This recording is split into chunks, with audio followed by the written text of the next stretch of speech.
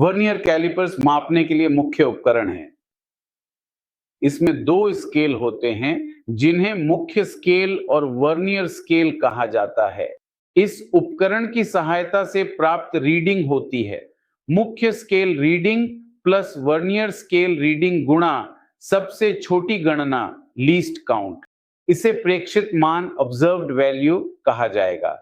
प्रेक्षित मान, यहां एक सावधानी बरतनी होती है कि हम देखें कि वर्नियर स्केल का कौन सा डिवीजन मुख्य स्केल के साथ मेल खा रहा है, वही वर्नियर स्केल रीडिंग बन जाती है।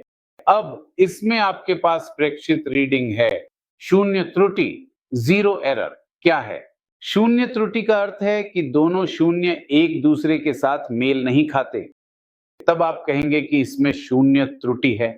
अगर दोनों शून्य एक दूसरे के साथ मेल खाते हैं यानी वे एक ही रेखा पर हैं, तो आप कहेंगे कि कोई शून्य त्रुटि नहीं है। अगर आप पाते हैं कि वर्नियर स्केल का शून्य मुख्य स्केल के शून्य को पार कर गया है, तो आप इसे सकारात्मक त्रुटि पॉजिटिव एरर कहते हैं। और जब वर्नियर स्केल का शून्य पीछे रह जाता है तो आप इसे नकारात्मक त्रुटि नेगेटिव एरर कहते हैं।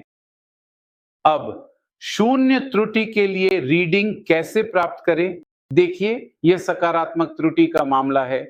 फिर से दोनों जबड़े क्लैंप किए गए हैं, बीच में कोई वस्तु नहीं है, यह प्रारंभिक स्थिति है। तो अन्य रीडिंग लेने से पहले हम दोनों जबड़ों को क्लैंप करते हैं और पाते हैं कि शून्य ने इस सकारात्मक त्रुटि को पार कर लिया है। आप देखते हैं कि वर्नियर स्केल का कौन सा विभाजन मुख्य स्केल के किसी विभाजन के साथ मेल खा रहा है। मुख्य स्केल का वह विभाजन महत्वपूर्ण नहीं है, आपको उस वर्नियर स्केल के विभाजन पर ध्यान देना है जो मेल खा रहा है। यहां आप इस चित्र में देख सकते हैं वर्नियर स्केल का छठा विभाजन मुख्य स्केल के विभाजन के साथ मेल खा रहा है। तो यहाँ शून्य त्रुटि की रीडिंग 6 होगी।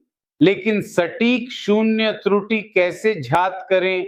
आप इस रीडिंग 6 को सबसे छोटी गणना यानी 0.1 मिलीमीटर से गुणा करें तो यह 0.6 मिलीमीटर हो जाता है। यह धनात्मक त्रुटि है। सही या सटीक रीडिंग प्राप्त करने के लिए आप जो करेंगे वह है प्रेक्षित रीडिंग। प्रेक्षित में से धनात्मक त्रुटि घटा देंगे, यही सही रीडिंग ज्ञात करने का तरीका है। इसी तरह देखिए, वर्नियर स्केल का शून्य पीछे रह गया है, तो यहां हम कहते हैं कि शून्य त्रुटि ऋणात्मक है। लेकिन फिर भी इसे पूरी तरह स्पष्ट करने के लिए हमने यहां भी वही स्थिति चुनी है। यह वर्नियर स्केल का छठा विभाजन है जो मुख्य स्केल के किसी विभाजन के साथ मेल खा रहा है। फिर से शून्य त्रुटि के लिए वर्नियर स्केल की रीडिंग यहां 6 है, लेकिन अब ऋणात्मक त्रुटि के मामले में सही रीडिंग प्राप्त करने के लिए हम प्राप्त रीडिंग को 10 में से घटाते हैं। तो ये हो जाता है 10 में से 6 घटाना। यहाँ प्राप्त रीडिंग 6 है। 10 में से 6 घटाकर उसे लीस्ट काउंट से गुणा करते हैं जो कि 0.4 हो जाता है। फिर यहाँ सही रीडिंग प्राप्त करने के लिए प्रेक्षित रीडिंग में ऋणात्मक त्रुटि जोड़नी होती है।